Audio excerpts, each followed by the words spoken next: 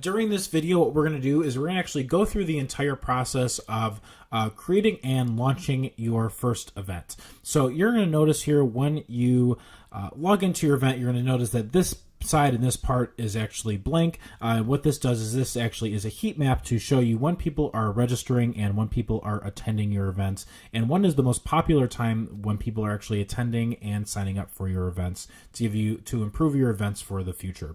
So from here, what we're going to do is we're going to click on Create Event, and so when we click on Create Event, we have an option to host a live event, host a recorded event, a series where we host an event at the same time every single week, but we only want people to sign up once, and then we have a meeting function as well. And so for any of these events, it actually requires no download to attend or host any of these events.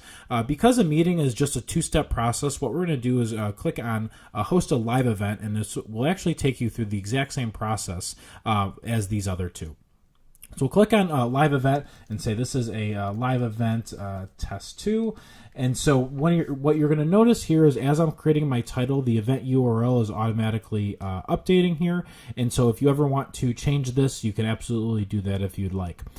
From here, what you're going to do is then choose the time zone of your event. And so even though this is just for a time for the system to know where it should be based off of, but because I'm in Central Time Zone, which is I'm in Chicago, which is Central Time Zone, if someone were to see this page and they were in Australia or they were in New York, they would actually get different times, and it would actually localize to their time zone, so they don't have to do the math of Central versus what their time zone is. So then once you click Next, what we're going to be doing here is choosing the registration page template.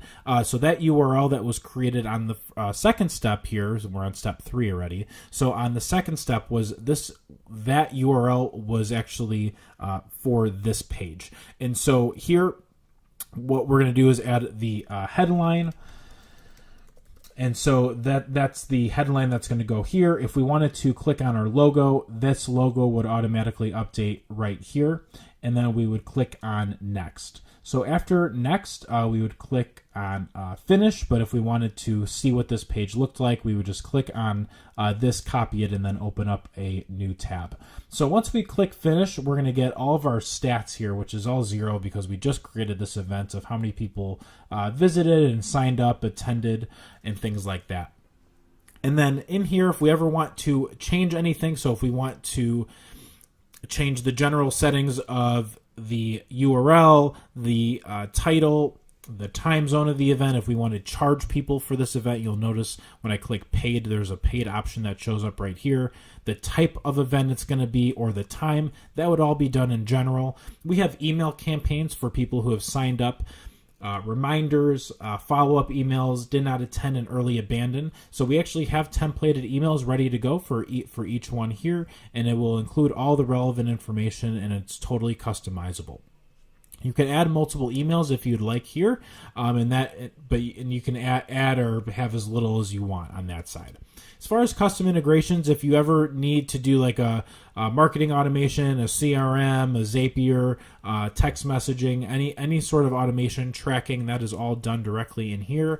The registration page, where if you want to update the logo, headline, sub-headline, the registration page video, you want to give some speaker information, that can all be done right here. You can have the different fields. So if you wanted to have like a phone number, first name, last name, email address, that can all be done here. And then of course you have a GDPR consent box as well.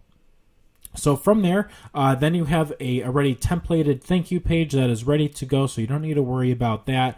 And then in here, so we have the webinar room, so this chat style. If it's global chat, it means anytime anyone who is in the event sends a message, everyone's going to see it. Moderated chat is anytime someone sends sends a message, the organizers or the host would have to approve that for everyone else to see. For people who have watched the whole thing and completed it, then you can have a call to action for those people. You could have call to actions for people who showed up late or missed the event. And then if you want to ever add custom branding or logo to your event room, you can do that as well. If you ever wanted to have a replay option, so if you wanted to have a replay for everyone after the event is over and redirect them there, you can just choose the video that is already available in the media section, and then you would just choose your video from there. If you wanted to add a replay or a call to action at the end of the replay, you can do that here as well.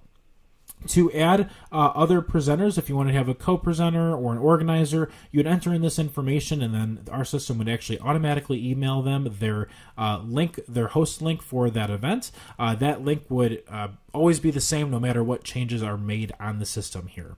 As far as a paid event, so if you're going to charge people for your event, you can upload the logo, add the product name, description, the product price, and so all of that good stuff here. And then if you haven't yet linked it to a payment processor, what we can do is just have a simple way to actually link it up directly with PayPal, where you can enable that, and then PayPal will give you the secret and the client ID codes so that you can automatically collect payment using the system. So that is the 101 of getting your event up and ready and created. And so the next process would actually be hosting the event. When you click in here and you're ready to start the event, and so all I did here is I clicked on Open Event Room. It brought me to this tab, and I'm ready to do my video broadcast. It will verify all my information is valid, and I am ready to actually host the event. And then in the event itself, what I can do is I can do video broadcast, I can do screen share. So there's a lot of cool things that I'm actually able to do directly in here. If I wanted to do gallery view and share my video broadcast and my screen at the same time. If I wanted to do a recording, I can click on record, and now that I clicked record, everything that I record will be available in the media section. And then from there we have participants, where we can do chat, participants, poll, and offer. And then from here I can click on tools, where we can click on create poll, share offer, share a recorded video if you want to stream to Facebook Live. RTMP will allow you to do with platforms such as YouTube, Facebook, LinkedIn, and there should be other Restream.io and other platforms like that as well.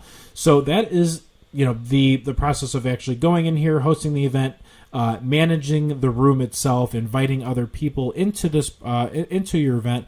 And so that should give you everything that you need to get up and running and started and hosting successful events with your new solution. Well, thank you very much for watching this, and if you have any questions, feel free to reach out to us on our website or reach out to support, and we'll be more than happy to help. Have a great one.